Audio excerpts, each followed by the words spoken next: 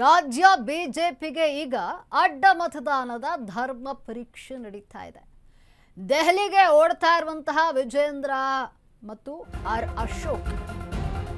ರಾಜ್ಯ ಬಿಜೆಪಿಗೆ ಈಗ ಅಡ್ಡ ಮತದಾನದ ಧರ್ಮ ಪರೀಕ್ಷೆ ನಡೀತಾ ಇದೆ. ದೆಹಲಿಗೆ ಓಡ್ತಿರುವಂತಹ ವಿಜೇಂದ್ರ ಹಾಗೂ ಆರ್ ಅಶೋಕ್ ಇಂದು ಹೈಕಮಾಂಡ್ ಕೈಗೆ ಕ್ರಾಸ್ ವೋಟ್ ರಿಪೋರ್ಟ್ ನೀಡಲಿದ್ದಾರೆ. ವರಿಷ್ಠರ ಮುಂದೆ ಶಂಕಿತರ ಶಾಸಕರ ಪಟ್ಟಿಯನ್ನು ವಿಜೇಂದ್ರ ಇಡಲಿದ್ದಾರೆ.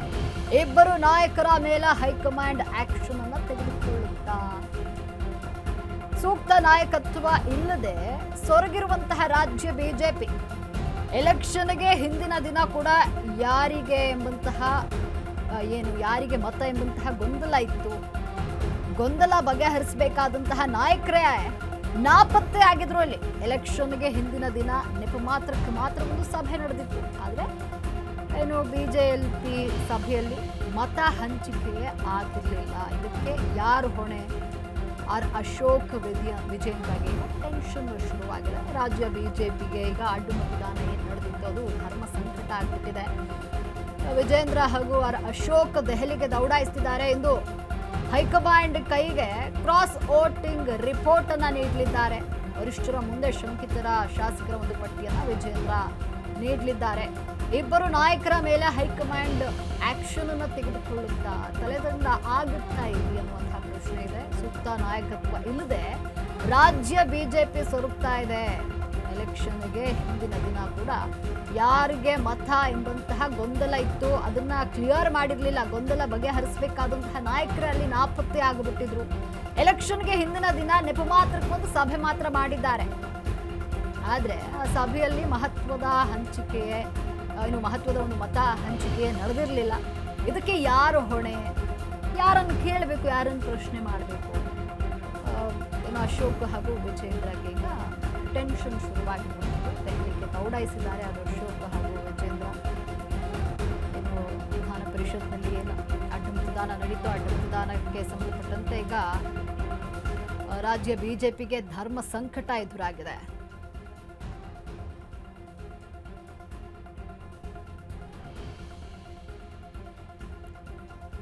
ರಾಜ್ಯ ಬಿಜೆಪಿಗೆ ಈಗ ಎಲ್ಲೋ ಒಂದು ಕಡೆ ಅಡ್ಡ ಮತದಾನ ಧರ್ಮ ಸಂಕಟ ಆಗ್ಬಿಟ್ಟಿದೆ. ದೆಹಲಿಗೆ ವಿಜೇಂದ್ರ ಹಾಗೂ ಆರ್ ಅಶೋಕ್ ದೌಡಾಯಿಸಿದ್ದಾರೆ ಎಂದು ಹೈಕಮಾಂಡ್ ಕೈಗೆ ಕ್ರಾಸ್ ವೋಟ್ ಮಾಡಿದಂಥವರ ರಿಪೋರ್ಟ್ ಅನ್ನ ನೀಡಲು ಮುಂದಾಗಿದ್ದಾರೆ. ವರಿಷ್ಠರ ಮುಂದೆ ಶಂಕಿತರ ಒಂದು ಪಟ್ಟಿಯನ್ನ ವಿಜೇಂದ್ರ ಇಡಲಿದ್ದಾರೆ.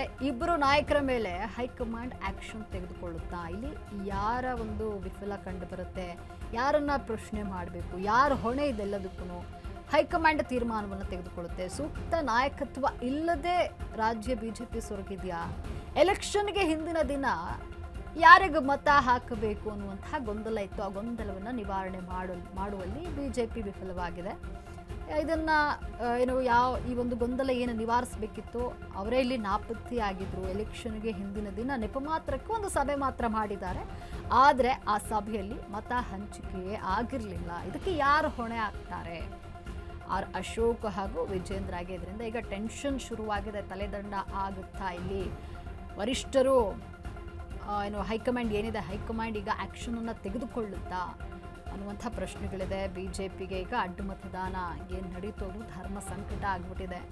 ಅಡ್ಡ ಮತದಾನದಿಂದ ಈಗ ತಲೆದಂಡ ಆಗುತ್ತಾ ಅಥವಾ ಹೈಕಮಾಂಡ್ ಇದಕ್ಕೆ ಏನಾದರೂ ಆಕ್ಷನ್ ಅನ್ನು ತೆಗೆದುಕೊಳ್ಳುತ್ತಾ? ಇಲ್ಲಿ ಭಿನ್ನಾಭಿಪ್ರಾಯಕ್ಕೆ ಮದ್ದರಿಯುವಂತಹ ಕೆಲಸವನ್ನು ಹೈಕಮಾಂಡ್ ಮಾಡುತ್ತಾ?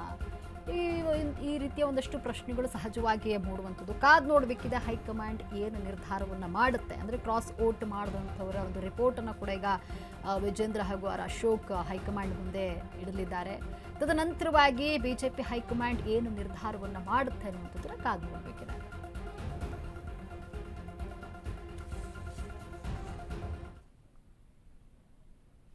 ರಾಜ್ಯ ಬಿಜೆಪಿಯ ಸ್ಥಿತಿ ಈಗ ಹೇಗಾಗ್ಬಿಟ್ಟಿದೆ ಅಂದರೆ ಬಹಳಷ್ಟು ಕಷ್ಟಕರವಾಗಿಬಿಟ್ಟಿದೆ.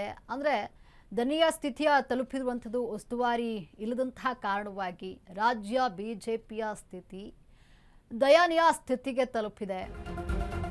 ಇದಕ್ಕೆ ಕಾರಣ ಏನು? ರಾಜ್ಯ ಬಿಜೆಪಿಯ ಸ್ಥಿತಿ ದಯನೀಯ ಸ್ಥಿತಿ ತಲುಪಿದೆ. ಮನನೊಂದು 100 ಬಾಗಿಲು ಎಂಬಂತಾಗಿದೆ ಈಗ ರಾಜ್ಯ ಬಿಜೆಪಿಯ ಘಟಕ. ಆದರೆ ತಮಗೆ ಸಂಬಂಧವೇ ಇಲ್ಲ ಎಂಬಂತೆ ರಾಧಾ ಮೋಹನ್ ವರ್ತನೆ ಮೊನ್ನೆ ಪರಿಷತ್ ಚುನಾವಣೆ ಆದಾಗ್ಲೂ ಉಸ್ತುವಾರಿ ರಾಧಾಮೋಹನ್ ನಾಪತ್ತೆಯಾಗಿದ್ರು. ಬೆಂಗಳೂರು ಕಡೆ ಮುಖವನ್ನೇ ಮಾಡದೇ ಇರುವಂತದ್ದು. ಕೇಂದ್ರದಲ್ಲಿ ಸಚಿವರಾಗಿರುವಂತಹ ರಾಜ್ಯದ ಪ್ರಭಾವಿ ನಾಯಕರು ಇತ್ತ ಸುಳಿತಾ ಇಲ್ಲ. ಬಿಜೆಪಿ ಶಾಸಕರನ್ನ ವಿಶ್ವಾಸಕ್ಕೆ ತೆಗೆದುಕೊಳ್ಳುವಲ್ಲಿ ರಾಧಾಮೋಹನ್ ಈಗ ಸೋತಿದ್ದಾರೆ. ಕೇಂದ್ರದ ನಾಯಕರು ಪರಿಷತ್ ಚುನಾವಣೆಯನ್ನ ಗಂಭೀರವಾಗಿ ಪರಿಗಣಿಸಿರ್ಲಿಲ್ವಾ? ಅಡ್ಡ ಮತದಾನ ಆಗಿರೋದಕ್ಕೆ ಕೇವಲ ರಾಜ್ಯಾಧ್ಯಕ್ಷ ವಿಪಕ್ಷ ನಾಯಕರು ಮಾತ್ರ ಹೊಣೆನ? ಹಾಗಾಗೋದ್ರಿಂದ ರಾಜ್ಯಾಧ್ಯಕ್ಷ ವಿಪಕ್ಷ ನಾಯಕರ ಜೊತೆ ಉಸ್ತುವಾರಿಯು ಬದಲಾಗಬೇಕಲ್ವಾ? ರಾಜ್ಯ ಉಸ್ತುವಾರಿ ರಾಧಾಮೋಹನ್ ವಿರುದ್ಧ ಈಗ ಪಕ್ಷದ ಒಳಗೊಳಗೆ ಅಸಮಾಧಾನದ ಹೊಗೆ ಕೂಡ ಕಾಣಿಸ್ತಾ ಇದೆ. ರಾಜ್ಯ ಬಿಜೆಪಿ ಸ್ಥಿತಿ ಈಗ ದಯಾನೀಯ ಸ್ಥಿತಿ ತಲುಪಿದೆ. ಉಸ್ತುವಾರಿ ಅದಕ್ಕೆ ಕಾರಣನ? ಮನನೊಂದು 100 ಬಾಗಿಲಾಗಿದೆ ಈಗ ರಾಜ್ಯ ಬಿಜೆಪಿ ಘಟಕ. ನಮಗೆ ಸಂಬಂಧನೇ ಇಲ್ಲ ಅನ್ನುವಂಥ ಈಗ ರಾಧಾಮೋಹನ್ ವರ್ತನೆ ಮಾಡ್ತಿದ್ದಾರೆ. ರಾಜ್ಯ ಬಿಜೆಪಿಲಿ ಇಷ್ಟೆಲ್ಲ ಒಡಕು ಮೂಡ್ತಾ ಇದೆ. ಆದ್ರೆ ಇದನ್ನೆಲ್ಲ ಸರಿ ಮಾಡಬೇಕಾದಂತಹ ಉಸ್ತುವಾರಿಯಾದ ರಾಧಾಮೋಹನ್ ಈಗ ನಾಪತ್ತೆ ಆಗಿದ್ದಾರೆ. ಬೆಂಗಳೂರು ಕಡೆ ಮುಖವನ್ನೇ ಮಾಡ್ತಾ ಇಲ್ಲ. ದೆಹಲಿಯಲ್ಲೇ ಉಳಿದುಕೊಂಡಿದ್ದಾರೆ ರಾಧಾಮೋಹನ್. ಕೇಂದ್ರದಲ್ಲಿ ಸಚಿವರಾಗಿರುವಂತಹ ರಾಜ್ಯದ ಪ್ರಭಾವಿ ನಾಯಕರು ಇತ್ತ ಸುಳಿತಾ ಇಲ್ಲ. ಇನ್ನು ಬಿಜೆಪಿ ಶಾಸಕರನ್ನ ವಿಶ್ವಾಸಕ್ಕೆ ತೆಗೆದುಕೊಳ್ಳುವಲ್ಲಿ ರಾಧಾಮೋಹನ್ ಸೋತಿದ್ದಾರ? ಕೇಂದ್ರದ ನಾಯಕರು ಪರಿಷತ್ ಚುನಾವಣೆಯನ್ನ ಗಂಭೀರವಾಗಿ ಇಲ್ಲಿ ಪರಿಗಣಿಸಲಿಲ್ವಾ ಅನ್ನುವಂತಹ ಪ್ರಶ್ನೆ.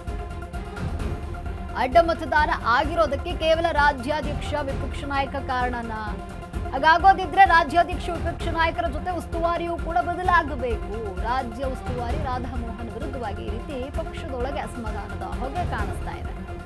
ಒಂದು ವೇಳೆ ಅಡ್ಡ ಮತದಾನದಿಂದ ನೀವು ರಾಜ್ಯಾಧ್ಯಕ್ಷ ಹಾಗೂ ವಿಪಕ್ಷ ನಾಯಕನ ಬದಲಾವಣೆ ಮಾಡಿದ್ರೆ ಉಸ್ತುವಾರಿಯನ್ನು ಕೂಡ ಬದಲಾವಣೆ ಮಾಡಬೇಕು ಇಲ್ಲಿ. ಯಾಕಂದ್ರೆ ಅವರಿಬ್ಬರದ್ದು ಬರೀ ಹೊಣೆಗಾರಿಕೆ ಆಗುತ್ತಾ? ಇಲ್ಲಿ ಉಸ್ತುವಾರಿ ಆದವರು ಅವರು ಹೊಣೆಗಾರಿಕೆಯನ್ನು ತೆಗೆದುಕೊಳ್ಬೇಕಲ್ವಾ? ಶಾಸಕರನ್ನ ವಿಶ್ವಾಸಕ್ಕೆ ತೆಗೆದುಕೊಳ್ಬೇಕಲ್ವಾ? ಅದರಲ್ಲಿ ಎಡವಿರುವಂಥದ್ದು ಉಸ್ತುವಾರಿಗಳ ತಪ್ಪು ಕೂಡ ಇದೆ ಅಲ್ವಾ? ಹಾಗಿದ್ರೆ ತಲೆದಂಡ ಆಗೋದಾದ್ರೆ ಉಸ್ತುವಾರಿಗಳ ತಲೆದಂಡ ಕೂಡ ಆಗಬೇಕು ಅನ್ನುವಂಥದ್ದು ಇಲ್ಲಿ ಈಗ ಬಿಜೆಪಿಯಲ್ಲಿ ಕಾಣಿಸ್ತಾ ಇರುವಂತಹ ಒಂದಷ್ಟು ಪ್ರಶ್ನೆ.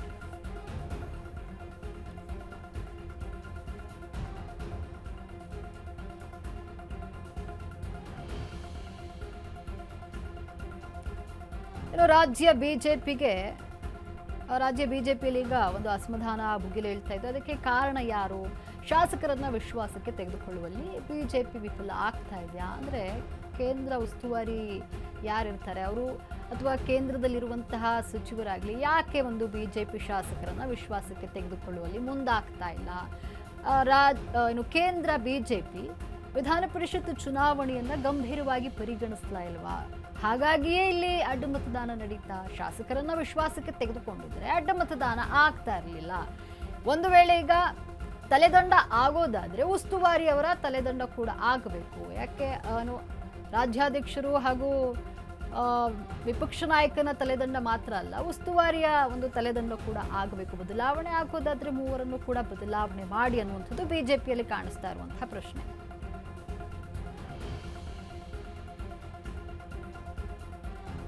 ರಾಜ್ಯದಲ್ಲಿ ಈಗ ಏನು ನಡೀತಾ ಇರುವಂತಹ ಅಡ್ಡ ಮತದಾನ ಚರ್ಚೆ ವಿಚಾರಕ್ಕೆ ಅಶೋಕ್ ವಿಪಕ್ಷ ನಾಯಕ ಜೊತೆಗೆ ರಾಜ್ಯಾಧ್ಯಕ್ಷ ವಿಜೇಂದ್ರ ಅವರ ಬದಲಾವಣೆ ಆಗಬೇಕು ಅನ್ನುವಂಥದ್ದು ಕೇಳಿ ಬರ್ತಾ ಇರುವಂಥದ್ದು. ಅಂದರೆ ಬದಲಾವಣೆ ಆಗುತ್ತೆ, ಇವರೇ ಹೊಣೆಗಾರಿಕೆ ಅನ್ನುವಂಥದ್ದನ್ನು ಆರೋಪ ಮಾಡಲಾಗ್ತಾ ಇದೆ. ಹಾಗಾದರೆ ಇಲ್ಲಿ ಶಾಸಕರನ್ನ ವಿಶ್ವಾಸಕ್ಕೆ ತೆಗೆದುಕೊಳ್ಬೇಕಾದಂತಹ ಉಸ್ತುವಾರಿ ರಾಧಾಮೋಹನ್ ರವರ ಬದಲಾವಣೆ ಕೂಡ ಆಗಬೇಕು. ಇಲ್ಲಿ ಬರೀ ರಾಜ್ಯಾಧ್ಯಕ್ಷರು ಅಥವಾ ವಿರೋಧ ಪಕ್ಷದ ನಾಯಕ ಆಗಲಿ ಇವರ ಬದಲಾವಣೆ ಆದರೆ ಸಾಕಾಗೋದಿಲ್ಲ. ಉಸ್ತುವಾರಿಯಾದಂತಹ ರಾಧಾಮೋಹನ್ ರವರ ಒಂದು ತಲೆದಂಡ ಕೂಡ ಆಗಬೇಕಾಗುತ್ತೆ. ಇಲ್ಲಿ ಇದಕ್ಕೆಲ್ಲ ಯಾರು ಹೊಣೆ? ಅಂದರೆ ಶಾಸಕರನ್ನ ವಿಶ್ವಾಸಕ್ಕೆ ತೆಗೆದುಕೊಂಡು ಇಲ್ಲಿ ಪರಿಷತ್ತು ಚುನಾವಣೆಯನ್ನು ನಡೆಸಬೇಕಿತ್ತು. ಆದರೆ ಇಲ್ಲಿ ಬಿಜೆಪಿ ಎಡವಿರುವಂಥದ್ದು. ಶಾಸಕರನ್ನ ವಿಶ್ವಾಸಕ್ಕೆ ತೆಗೆದುಕೊಳ್ಳುವಲ್ಲಿ ಬಿಜೆಪಿ ಎಡವಿದೆ. ಕೇಂದ್ರ ಬಿಜೆಪಿ ನಾಯಕರು ವಿಧಾನ ಪರಿಷತ್ತು ಚುನಾವಣೆಯನ್ನು ಗಂಭೀರವಾಗಿ ಪರಿಗಣಿಸಲಿಲ್ವಾ? ಅದಕ್ಕಾಗಿಯೇ ಈ ರೀತಿ ಆಗಿದೆಯಾ? ಅಂದರೆ ಶಾಸಕರನ್ನ ವಿಶ್ವಾಸಕ್ಕೆ ತೆಗೆದುಕೊಳ್ಬೇಕಾದಂತಹ ಉಸ್ತುವಾರಿ ರಾಧಾಮೋಹನ್ ರವರು ಬೆಂಗಳೂರಿನ ಕಡೆ ಮುಖವನ್ನೇ ಮಾಡಿಲ್ಲ, ಕೇಂದ್ರದಲ್ಲೇ ಉಳಿದು ಬಿಟ್ಟಿದ್ದಾರೆ. ಇಲ್ಲಿ ಬಂದು ಶಾಸಕರನ್ನ ವಿಶ್ವಾಸಕ್ಕೆ ತೆಗೆದುಕೊಂಡಿದ್ರೆ ಅಡ್ಡ ಮತದಾನ ಆಗುವಂತಹ ಪರಿಸ್ಥಿತಿಯಲ್ಲಿ ನಿರ್ಮಾಣ ಆಗ್ತಿರ್ಲಿಲ್ಲ. ಈಗ ಈ ರೀತಿ ಆಗಿರೋದ್ರಿಂದ ಅವರನ್ನೂ ಕೂಡ ತಲೆದಂಡ ಮಾಡಬೇಕಾಗತ್ತೆ. ಒಂದು ವೇಳೆ ನೀವು ರಾಜ್ಯಾಧ್ಯಕ್ಷರು ಹಾಗೂ ವಿಪಕ್ಷ ನಾಯಕರನ್ನ ತಲೆದಂಡ ಮಾಡೋದಾದ್ರೆ ಉಸ್ತುವಾರಿಯನ್ನು ಕೂಡ ಮಾಡಿ ಅನ್ನುವಂಥದ್ದು ಈಗ ಬಿಜೆಪಿಯಲ್ಲಿ ಮೂಡ್ತಾ ಇರುವಂತಹ ಪ್ರಶ್ನೆ.